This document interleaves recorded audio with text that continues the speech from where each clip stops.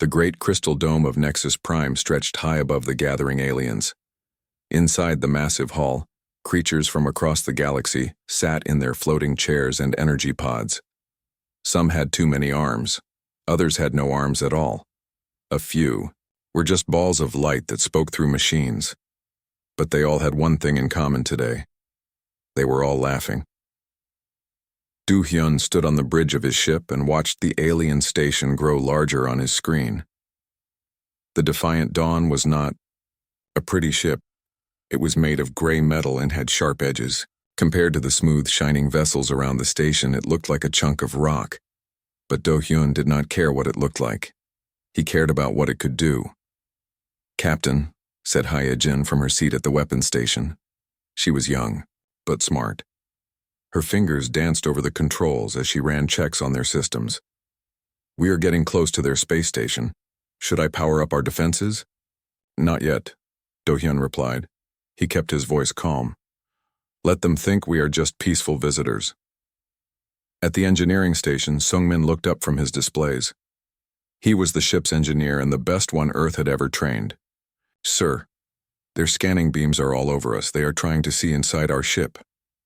"Let them look," Do-hyun said with a small smile. "They will only see what we want them to see." Yuri turned from her communication station. She was listening to the alien radio signals. Her face showed surprise and then anger. "Captain, you need to hear this. They are talking about us." "Put it on the speakers," Do-hyun ordered. The bridge filled with strange alien voices. Some clicked like insects.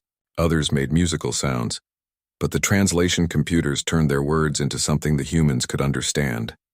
"Look at that ugly ship," one voice said with amusement. "It looks like they stuck metal pieces together with glue." "How did such a backward species even learn to fly between stars?" another voice asked. "Their ship is so primitive." "Maybe we should put them in our zoo," a third voice suggested. "The children would love to see real primitive aliens." The laughter that followed made Do-hyun's jaw tighten, but he kept his voice steady. "Turn it off, Yuri." Jinwoo looked up from his science station.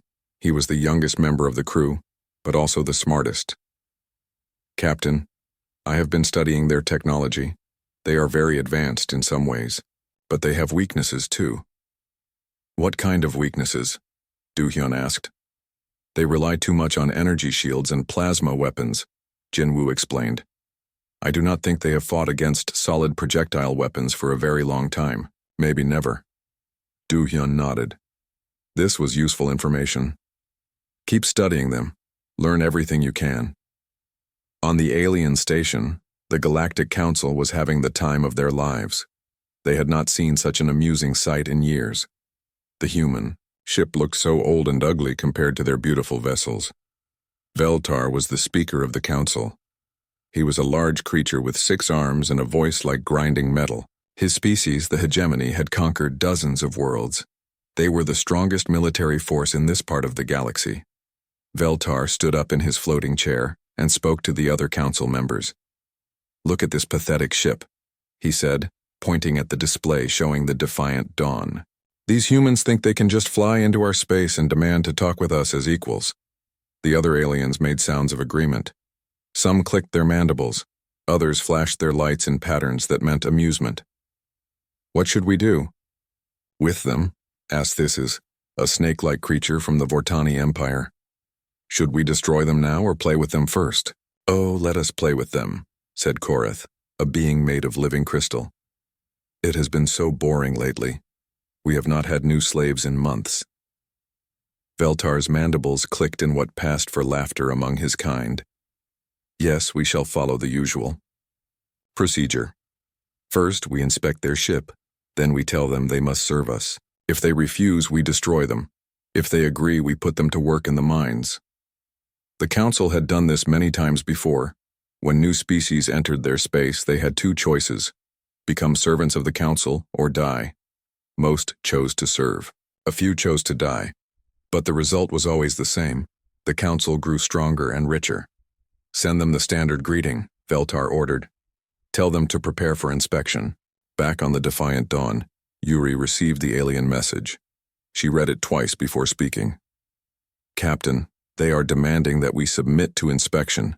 They want us to shut down our weapons and engines. They say it is for our own safety. Do-hyun almost laughed. For our safety? How kind of them. He looked around at his crew.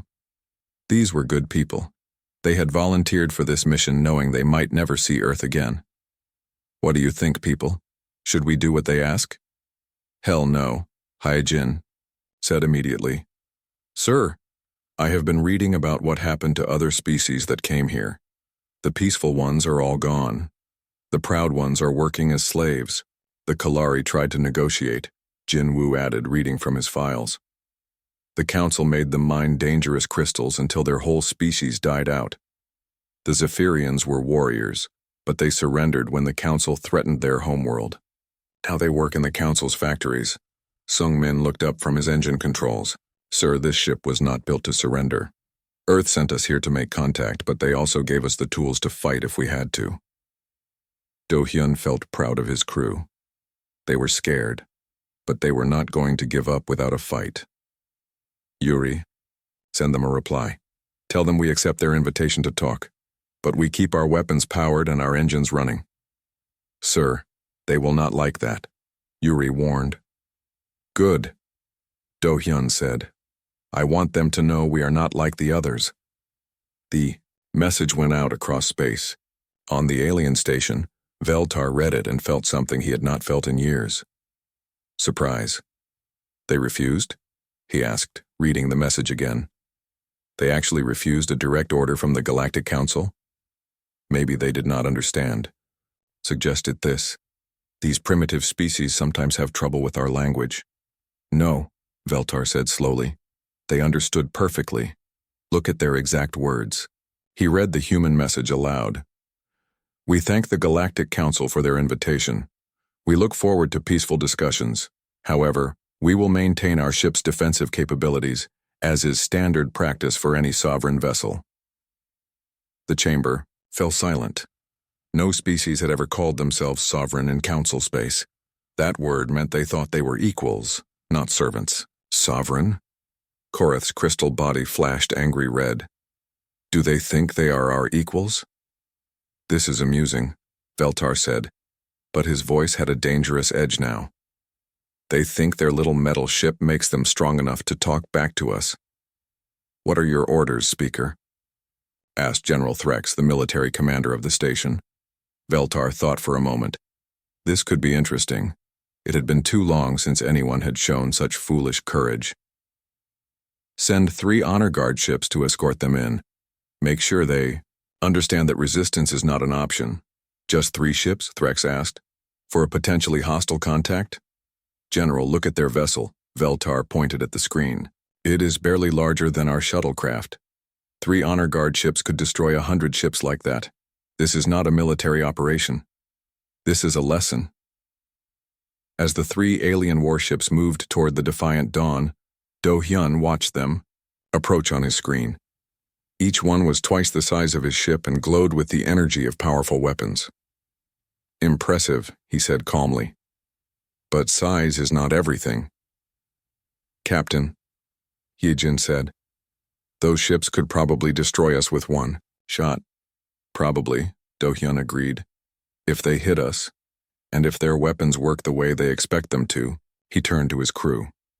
Remember, we are not here to start a war, but we are also not here to become slaves. Stay alert and be ready for anything. The alien escort ships took positions around the Defiant Dawn.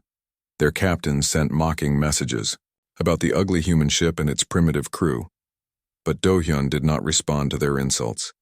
He just smiled and waited. Soon, he thought, they would learn that humans did not give up easily, and sometimes the smallest ship could carry the biggest surprises. War Commander Threx was not happy. He sat in his command chair aboard the warship Eternal Fury and stared at the human vessel on his screen. This was supposed to be an easy assignment. Escort 1 small alien ship to the station. Show them how powerful the council was.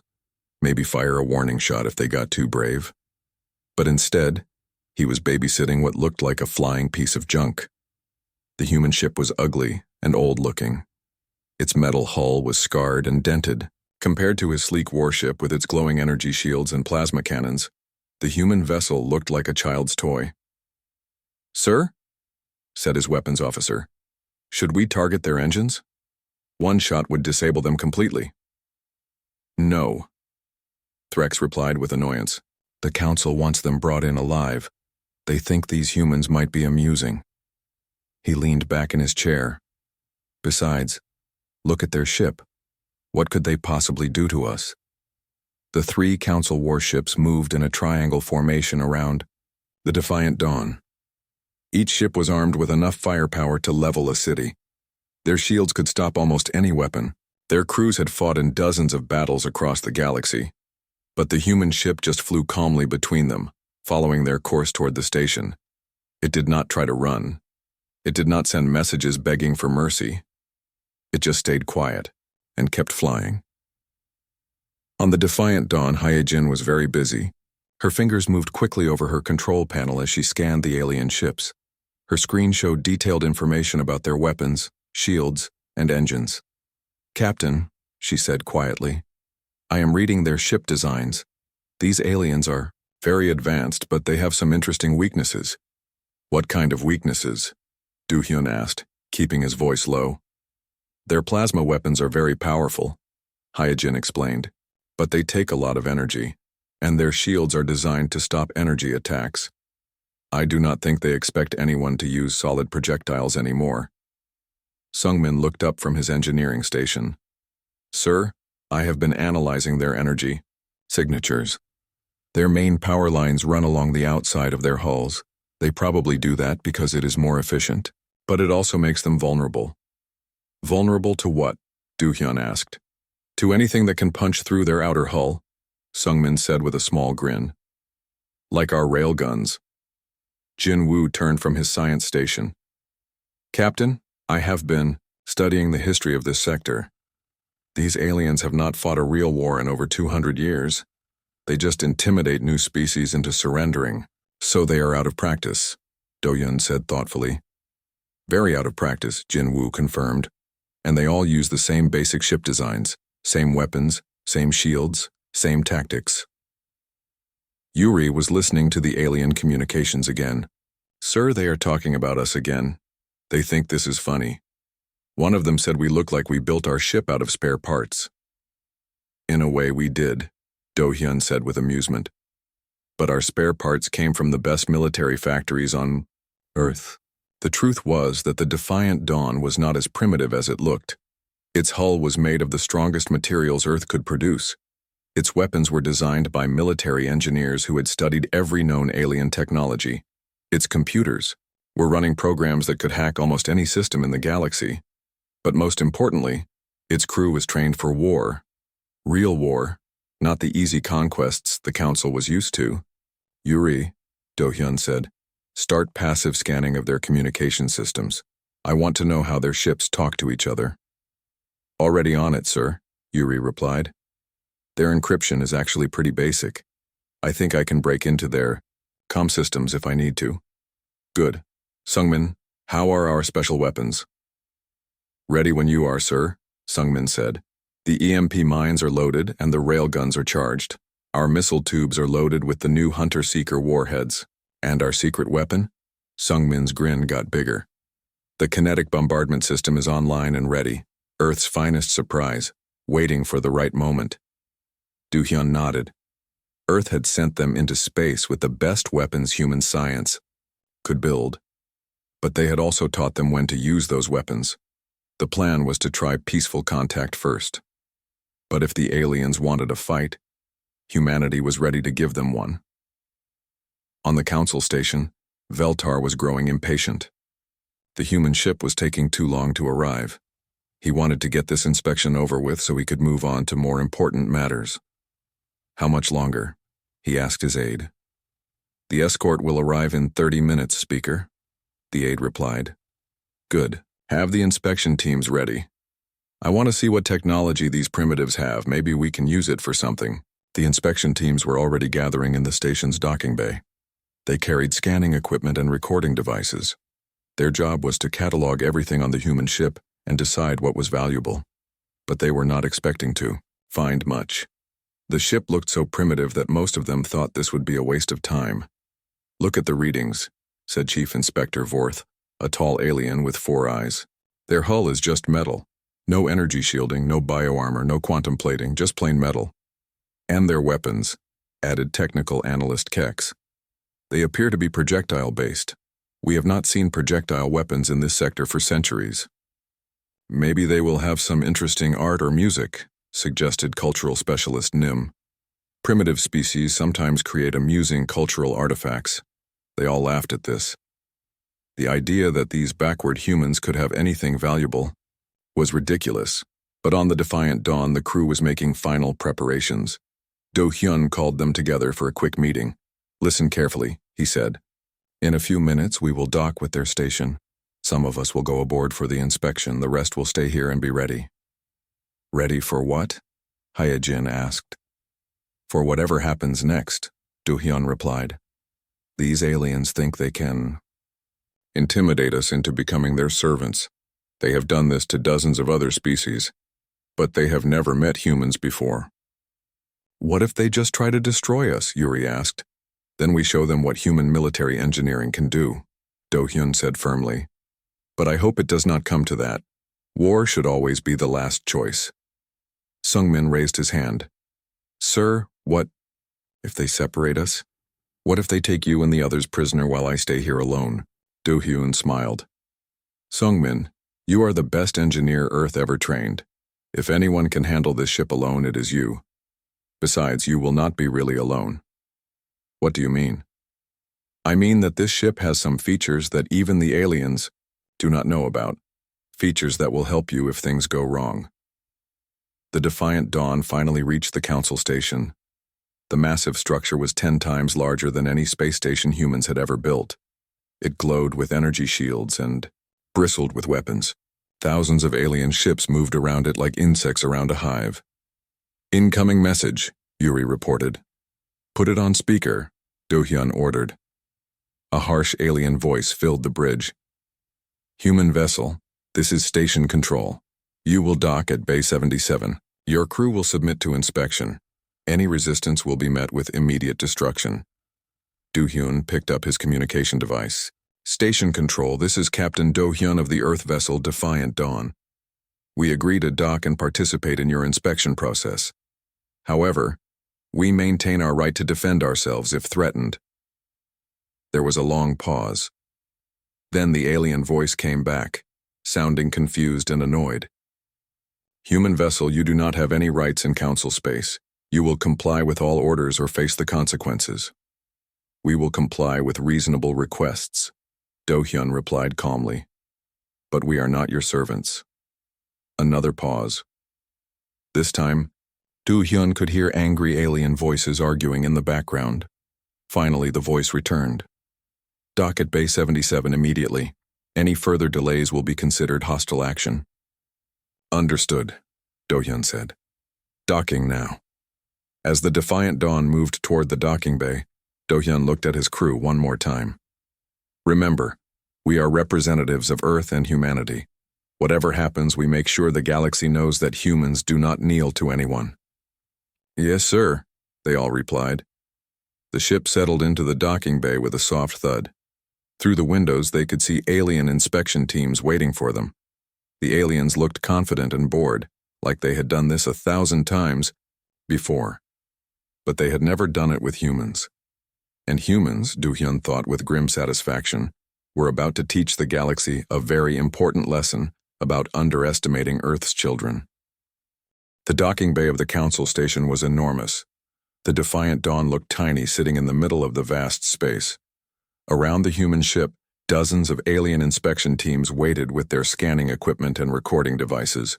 Do Hyun walked down the ship's ramp with Heejin, Yuri, and Jinwoo beside him. They wore their best uniforms and kept their faces calm, but their hands stayed close to their sidearms. Behind them, Sungmin remained on the ship as planned. "Chief Inspector," Vorth approached them with his 4 eyes blinking in sequence. He was tall and thin with purple skin and too many joints in his arms. I am Chief Inspector Vorth. You will follow me to the inspection chamber. Lead the way, Do-hyun said politely. As they walked through the station's corridors, Yuri whispered into her hidden communicator. Sungmin, can you hear me? Back on the ship, Sungmin sat alone on the bridge. The alien inspection teams were crawling all over his ship, scanning everything with their devices. But they did not understand what they were really looking at. I hear you, Yuri, he whispered back. The aliens are all over the ship, but they think our weapons are just simple metal tubes. They have no idea what our railguns can really do. Good, Yuri replied quietly. Stay ready. The inspection chamber was a huge room in the center of the station. It looked like an arena with seats rising up on all sides. In those seats sat the members of the Galactic Council. Hundreds of different alien species watched as the humans were brought to the center of the room. Do-hyun looked around at all the strange creatures staring down at him. Some had too many eyes. Others had no eyes at all. A few were just floating balls of light. But they all had the same expression on their faces. Amusement. Veltar stood up in his floating chair. His 6 arms spread wide as he spoke. Welcome, humans, to the Galactic Council. I am Speaker Veltar of the Hegemony. We have brought you here to explain how things work in our galaxy. We are honored to meet you, Do-hyun replied. I am Captain Do-hyun of Earth. We hope for peaceful relations between our peoples. The chamber filled with alien laughter, clicking sounds, musical notes, and strange vibrations echoed off the walls. Peaceful relations? Veltar said with amusement. How charming. You still think you have a choice in the matter? Everyone has choices, Do-hyun said calmly. Not in our galaxy, Veltar replied. His voice became cold and hard. Here is how things work. Human, your species has 2 options. You can serve the Council willingly, or you can serve the Council unwillingly. Those are your only choices. What if we choose neither? Hyojin asked. The laughter got louder. Several aliens made sounds that their translators turned into words, like adorable and so naive. If you choose neither, Veltar said, then you die. Your ship is destroyed, your homeworld is conquered, and your species becomes extinct. We have done this many times before. Jinwoo stepped forward. What happened to the Kalari? The laughter stopped. Veltar's mandibles clicked with annoyance. The Kalari chose to resist. They are extinct now. Their homeworld is a mining colony. And the Zephyrians? Yuri asked. They work in our factories, Veltar said. They build ships for the Council fleet.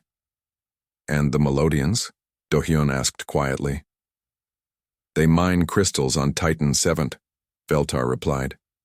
What is left of them? Do-hyun felt anger rising in his chest, but he kept his voice steady.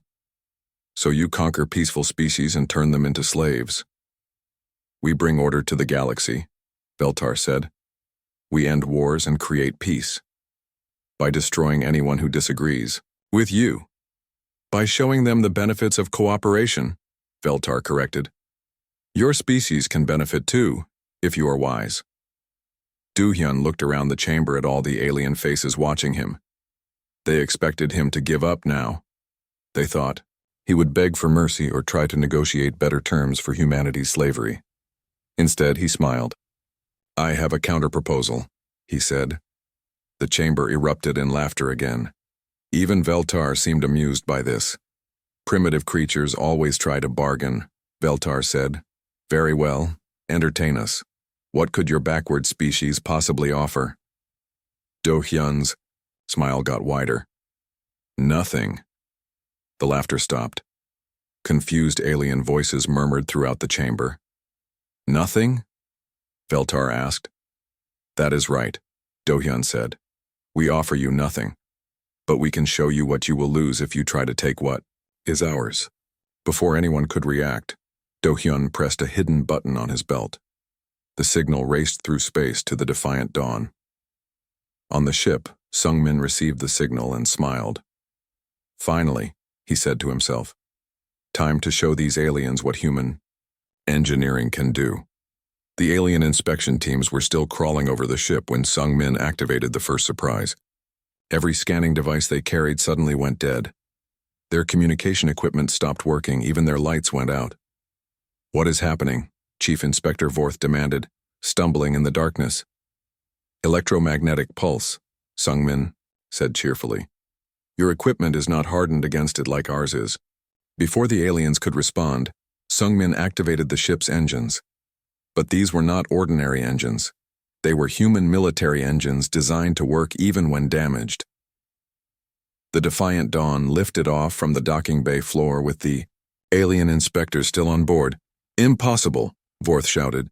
"The docking clamps are still attached." "Not anymore," Sung Min replied. The ship's emergency release systems had cut through the alien docking clamps like they were made of paper. In the inspection chamber, alarms began wailing. Veltar's aide rushed to his chair and whispered urgently in his ear. "What do you mean?" "The human ship is moving?" Veltar roared. "Nothing can break our docking clamps." "Apparently our ship can," Do-hyun said calmly. On the station's command center screens, War Commander Threx watched in disbelief as the human ship rose from the docking bay. "How is this possible? Their engines should not have enough power to break free." "Sir," his sensor officer reported, "the human ship is not showing up on our scanners anymore." "What do you mean?" "I mean it just disappeared, sir. One moment it was there, the next moment it was gone." Threx stared at his empty screens. "Nothing can disappear from our sensors. Nothing." But the Defiant Dawn had not really disappeared. It had just activated its stealth systems. Human engineers had studied every known scanning technology in the galaxy and designed countermeasures for all of them. "There!" the sensor officer shouted suddenly. "It just appeared behind Honor Guard Ship 3. On his screen, Threx watched as the human ship materialized directly behind one of his escort vessels. The escort ship, commanded by Captain Zaris, was still trying to figure out what was happening when Hyejin's voice came over the communication system. "This is Lieutenant Hyejin of the Earth vessel Defiant Dawn." Her voice was calm and professional. "To the crew of the alien vessel in front of us, you have 30 seconds to power down your weapons and surrender." Captain Zaris laughed. "Surrender? To you? You are outnumbered 3-1. 20 seconds, Hyejin replied. "Your primitive weapons cannot hurt our shields," Zaris boasted. 10 seconds. Zaris opened fire with his plasma cannons. Bright energy beams lanced toward the human ship, but the beam struck armor that had been designed specifically to absorb energy weapons. The Defiant Dawn's hull glowed red-hot but did not break. "Impossible," Zaris screamed. "Nothing can survive a direct hit from our main guns." "Time's up," Hyejin said. The Defiant Dawn's railguns fired. Unlike the alien energy weapons, these guns shot solid metal projectiles at incredible speed. The projectiles punched through the alien ship's energy shields like they were not even there. They struck the power conduits that Sung Min had identified. Earlier, Captain Zaris watched in horror as his ship's lights went out. His engines stopped. His weapons powered down. In less than 5 seconds, his mighty warship had become a floating piece of junk. "This is impossible," he whispered. "No." Sung Min's voice came over the radio. "This is human military engineering." The second escort ship, commanded by Captain Zolt, tried to turn and engage the human vessel, but Zolt had never fought against missiles that could think for themselves. The Defiant Dawn's Hunter-Seeker missiles launched and immediately began, adapting to the alien ship's defensive patterns. Zolt fired his point defense systems, but the missiles simply changed course and approached from different angles. His energy shield stopped the first 2 missiles, but the third one slipped through and struck his engine core. The second escort ship drifted to a stop, dead in space. War Commander Threx stared at his screens in complete shock. In less than 5 minutes, the primitive human ship had disabled 2 of his finest vessels without taking any serious damage. "All ships," he ordered frantically, "converge on the human vessel. Destroy it immediately." But Captain Jack of the third escort ship was not feeling brave anymore. "Sir, maybe we should negotiate. They obviously have weapons we do not understand." "There will be no negotiation," Threx roared. "Destroy them now." Captain Jack reluctantly powered up his weapons and turned toward the human ship. But as he did, he made a fatal mistake. He forgot that humans were very good at learning from their enemies. The Defiant Dawn had been recording everything during the battle. Its computers had analyzed the alien weapons, shields, and tactics. Now it knew exactly how to fight them.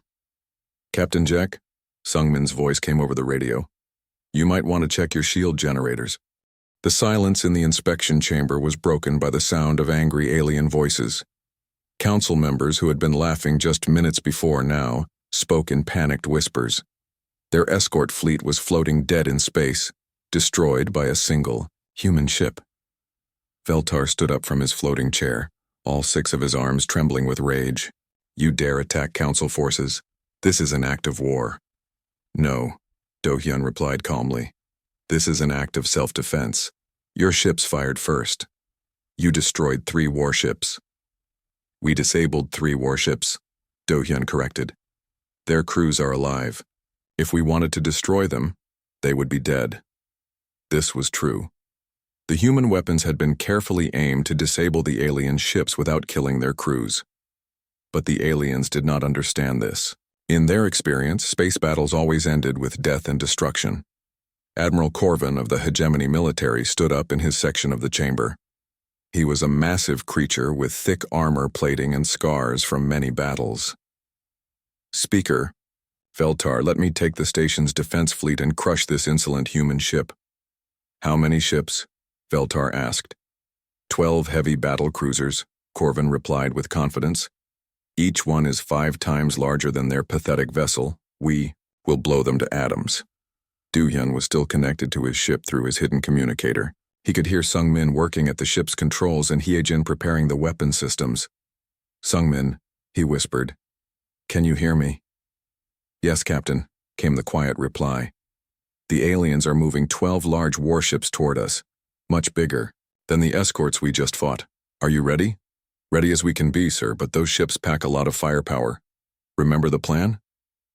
"Pattern 7, sir." "I remember." Do-hyun turned back to face Veltar. "Admiral Corvin is welcome to try, but I should warn you our ship has more surprises. Your primitive weapons cannot hurt our battlecruisers," Corvin boasted. "They have shields that can stop anything." "We shall see," Do-hyun said quietly. On the station's command deck, War Commander Threx watched the fleet of battlecruisers move toward the human ship. These were the pride of the Council military. Each ship carried enough weapons to destroy a small moon. Their crews had conquered star systems. "Admiral Corvin," Threx spoke into his communicator, "be careful. This human ship is not what it appears to be." "Relax, Commander," Corvin's voice came back. "I have been fighting space battles since before you were born. One small ship cannot stand against 12 battle cruisers." But as the fleet approached the Defiant Dawn, strange things began to happen. The human ship started moving in ways that should have been impossible. It accelerated directly toward the much larger alien vessels instead of trying to run away. "Sir," reported Corvin's sensor officer, "the human ship is heading straight for us." "Excellent," Corvin said. "They want to die quickly. All ships, target the human vessel. Fire when ready." 12 battlecruisers opened fire at the same time. The space around the Defiant Dawn filled with deadly plasma beams. Any normal ship would have been vaporized instantly, but the human ship did not vaporize. Its strange metal armor absorbed the energy attacks just like before. The hull glowed, white-hot but did not break apart. "Impossible," Corvin roared. "All ships increase power, maximum firepower." The plasma beams got brighter and hotter. The human ship was taking tremendous damage, but it kept flying straight toward the alien. "Fleet, sir," Corvin's weapons officer called out. "The human ship is deploying something. Small objects are separating from their hull." "Escape pods?" Corvin wondered. "Are they abandoning ship?" "No, sir. The objects are too small for escape pods." On the Defiant Dawn, Sungmin was very busy. His fingers flew over his controls as he deployed the ship's secret weapons. "Pattern 7 is go," he reported to Do-hyun. "Mines deployed and running silent." The objects the aliens had detected were electromagnetic pulse mines. Human engineers had designed them to be almost invisible to alien sensors. They looked like space debris until they were activated. All ships, maintain formation, Corvin ordered. Continue firing until that ship is destroyed. But maintaining formation was exactly what Sung Min was counting on. The 12 battlecruisers were flying close together to concentrate their firepower. This made them perfect targets for what came next. Activating mines, Sung Min whispered. 3, 2, 1, mark. The EMP mines exploded all at the same time, but they did not create normal explosions with fire and debris. Instead, they released powerful electromagnetic pulses that scrambled electronic systems. 12 battlecruisers suddenly found their shields failing. Their weapons powered down. Their engines sputtered and died. The pride of the Council fleet was floating helpless. In space, what happened? Corvin demanded. But his ship's communication system was not working properly. EMP attack, his chief engineer reported. All our systems are rebooting. It will take several minutes to restore full power. Several minutes was more time than they had on the station. Every alien in the command center watched their screens in shock. The most powerful fleet in the sector had just been disabled by a few small mines. How is this possible? Threx whispered. His sensor officer was staring at his displays with wide eyes. Sir, the human ship is opening weapon ports. I am detecting some kind of kinetic launch system. Kinetic? Threx asked in confusion. You mean projectile weapons? Yes, sir. But the energy readings are enormous. I have never seen anything like it. In the inspection chamber, Veltar was receiving reports from his military commanders. His mandibles clicked rapidly as he processed the information. Admiral Corvin, he spoke into his communicator. Report your status. Our systems are coming back online, Corvin replied. But slowly. The human EMP attack was more sophisticated than anything we have seen before. Can you still fight? Give us 5 more minutes and we will destroy them. You do not have 5 minutes, Do-hyun said quietly. Veltar spun to face the human captain. What do you mean? Listen, Do-hyun replied. Across the station's communication system, Hyojin's voice rang out clear and calm. This is Lieutenant Hyojin of the Earth vessel Defiant Dawn. To the crews of the disabled alien warships, you have fought bravely, but your ships are defenseless. We do not wish to kill you, but we will defend ourselves. You have 60 seconds to abandon ship. Abandon ship? Corvin screamed over the radio. Never. All ships. Emergency power to weapons. Destroy that human vessel. 30 seconds, Hyojin announced. Corvin's weapons officer looked up from his controls with panic in his eyes. Sir, our main guns are still offline. We cannot fight back. Then we die with honor, Corvin declared. 10 seconds, Hyojin said. Some of the alien crews began launching escape pods. They had seen what human weapons could do to their ships, and they did not want to die for nothing. Time's up, Hyojin announced. The Defiant Dawn's secret weapon finally revealed itself. Hidden along the ship's hull were kinetic bombardment systems that could accelerate small projectiles to enormous speeds. These were not the railguns the aliens had seen before. These were humanity's most advanced weapons. The first projectile struck Admiral Corvin's flagship. It was just a small piece of metal, but it was moving at a significant fraction of light speed. When it hit the battlecruiser's hull, the kinetic energy turned the entire ship into an expanding cloud of debris. Admiral Corvin's last transmission was a single word. Impossible. The second and third projectiles destroyed 2 more battlecruisers. The remaining ships tried desperately to restore power to their engines so they could escape, but human weapons were faster than alien repairs. One by one, the pride of the Council fleet was systematically destroyed. The ships that had conquered star systems were turned into floating wreckage by a single human vessel. In the command center, War Commander Threx watched his entire fleet disappear from his screens. This cannot be happening, he whispered. Sir, his communications officer reported, we are receiving surrender requests from the remaining ships. They want to abandon their vessels. Threx felt something he had never experienced before in his long military career. Fear. Real, cold fear. Let them go, he said quietly. Tell them to abandon ship. On the defiant dawn, Sung Min watched the alien escape pods fleeing from their doomed ships. Captain, he reported, 11 battlecruisers destroyed, 1 battlecruiser surrendering. The alien fleet has been eliminated. In the inspection chamber, the council members sat in stunned silence. Their most powerful military force had just been destroyed by a ship they had mocked as primitive. Veltar's voice was barely a whisper. How? How is this possible? Do-hyun looked around the chamber at all the alien faces staring at him. They were not laughing anymore. They were afraid. You made a mistake, he said calmly. You assumed that because we look different, we must be weak. You thought that because our technology appears primitive, it must be inferior. Your weapons are primitive, Veltar insisted, but his voice shook. Yes, they are, Do-hyun agreed. But primitive does not mean weak. Humans learned to fight wars long before we learned to fly between stars. We have been perfecting the art of warfare for thousands of years. He walked closer to Veltar's floating chair. You aliens have had peace for so long that you forgot what real war looks like. But humans remember. We remember because we had to fight for everything we ever achieved. The great chamber of the Galactic Council had never been so quiet. Hundreds of alien beings sat frozen in their seats, staring down at the lone human who had just watched his ship destroy their most powerful fleet. The screens around the chamber showed nothing but floating debris where 12 mighty warships had been just minutes before. Veltar's 6 arms trembled as he tried to process what had happened. His species, the hegemony, had ruled this part of the galaxy for over 1,000 years. They had never been defeated in battle. They had never even been seriously challenged. Until now.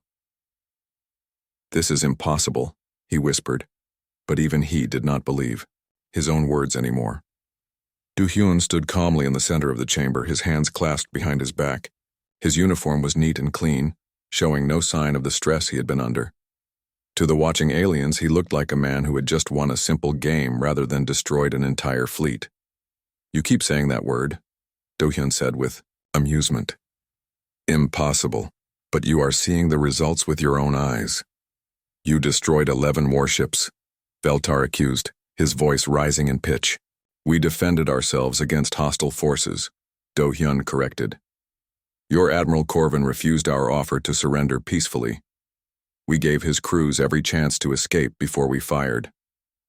This was true, and the aliens knew it. Many of them had listened to the communications between the human ship and the doomed fleet. The humans had followed the rules of warfare better than the Council's own forces. War Commander Threx's voice came over the communication system, filled with defeat. Speaker Veltar, the station's defense grid has been neutralized. What do you mean neutralized? Veltar demanded. The human ship has somehow disabled our weapons. We cannot fight back even if we wanted to. In the chamber, several alien representatives began whispering urgently among themselves. If the station could not defend itself, they were all at the mercy of the humans. Do-hyun smiled slightly. Yuri has been very busy while we talked. She has been exploring your computer systems. That is impossible, Veltar said automatically, then caught himself. I mean, our systems are heavily protected. Against other alien technology, yes, Do-hyun agreed. But human computer science developed differently than yours. We had to learn to fight against artificial intelligences that wanted to destroy us. Your security systems are not designed to stop human hackers. The truth was that Yuri had not actually disabled the station's weapons. She had simply convinced the computer systems that the weapons were already disabled. It was a much simpler approach than actually breaking the alien technology. What do you want? Asked Thys, the snake-like representative from the Vortani Empire. Her voice was carefully controlled, but Do-hyun could hear the fear underneath. That is a good question, Do-hyun replied. What we want is very simple. We want the right to exist without being threatened or enslaved. You have that right, Veltar said quickly. The Council recognizes your species as an independent power. Do we? Do-hyun asked. Because just an hour ago, you told me that we had only 2 choices. Serve willingly or serve unwillingly. Veltar's mandibles clicked nervously. That was before we understood your capabilities. So you only respect strength? Do-hyun asked. You only negotiate with those who can hurt you? The chamber fell silent again. The aliens knew that Do-hyun was right, but none of them wanted to admit it. Let me tell you something about the species you have been enslaving, Do-hyun continued. I have been reading your historical records while we talked. The Kalari were scientists and explorers. They could have shared knowledge that would have advanced your civilization by centuries. Instead, you worked them to death in your minds. Several alien representatives shifted uncomfortably in their seats. The Zephyrians were warriors and artists. They could have been valuable allies in defending this sector against external threats. Instead, you turned them into factory workers. They resisted our authority, Veltar said defensively. They defended their freedom, Do-hyun corrected. Just like we are doing now. Jinwoo stepped forward and handed Do-hyun a data tablet. Captain, the historical analysis is complete. Do-hyun looked at the tablet and nodded. Thank you, Jinwoo. He turned back to face the council. This is very interesting reading. According to your own records, you have enslaved or destroyed 47 different species over the last 1,000 years. We brought order to the galaxy, Veltar insisted. You brought tyranny, Do-hyun replied. You created a system where might makes right and the strong prey on the weak. And what would you have us do? Asked Korath, the crystalline being whose body was flashing angry red patterns. Release all the slave species, abandon our colonies, destroy our civilization? I would have you do what humans learn to do, Do-hyun said. Learn to cooperate instead of dominate. Impossible, Veltar said automatically, then winced as he realized he had used that word again. Do-hyun smiled. There is that word again. Let me show you something that might change your mind. He pressed a button on his communicator. Sungmin, please transmit the Earth historical files. On screens throughout the chamber, images began to appear. They showed human cities, human technology, and human achievements. But they also showed something else. They showed humans working together. This is our home world, Do-hyun explained. Earth. 500 years ago, our species was divided into hundreds of different nations. We fought constant wars against each other. We enslaved each other just like you enslave other species. The images showed human conflicts, human suffering, and human cruelty. But we learned, Do-hyun continued. We learned that cooperation was stronger than domination. We learned that diversity made us stronger, not weaker. We learned that the best way to have power was to share it. New images appeared showing humans of different races and cultures working together on great projects. Space stations, starships, scientific discoveries. You could have this too, Do-hyun said to the watching aliens. All of you. Instead of fighting each other for scraps, you could work together to build something greater. Pretty words, Veltar said bitterly. But you still have only one ship. How can one ship change an entire galactic civilization? Do-hyun's smile became wider. Who said we only have one ship? The chamber erupted in confused alien voices. Veltar leaned forward in his chair. What do you mean? I mean that the Defiant. Dawn is not humanity's only vessel, Do-hyun said calmly. It is our first vessel to reach this sector, but it is not our last. He pressed another button on his communicator. Yuri, please show them the long-range sensor data. New images appeared on the screens. They showed space near the edge of the star system. At first, the aliens could not see anything unusual. Then, the images zoomed in and enhanced. There, barely visible against the background of stars, were more ships. Many more ships. How many? Thys whispered. Enough, Do-hyun replied simply. The truth was that Earth had built a fleet of 1,000 ships before sending them to the stars. The Defiant Dawn was just the scout vessel, sent ahead to make contact and assess the situation. The rest of the fleet was waiting just outside the star system for Do-hyun's signal. This changes nothing, Veltar said, but his voice lacked conviction. The Council has thousands of ships across dozens of star systems. Had, Do-hyun corrected. You had thousands of ships, but how many of those ships are crewed by species that hate you? How many of those crews would switch sides if they thought they had a chance to be free? The silence that followed was deafening. Every alien in the chamber knew that Do-hyun was right. The Council's military was made up largely of enslaved species, who served only because they had no choice. "What do you propose?" asked Executor Vrim of the Vortani. "A new system," Do-hyun said. "Instead of the Galactic Council, we create the Galactic Trade Confederation. Every species gets an equal vote. No more slave labor, no more conquered worlds. Just free beings working together for mutual benefit." "And if we refuse?" Veltar asked. Do-hyun shrugged. "Then you refuse. But the enslaved species will not refuse, and they outnumber you 10-1.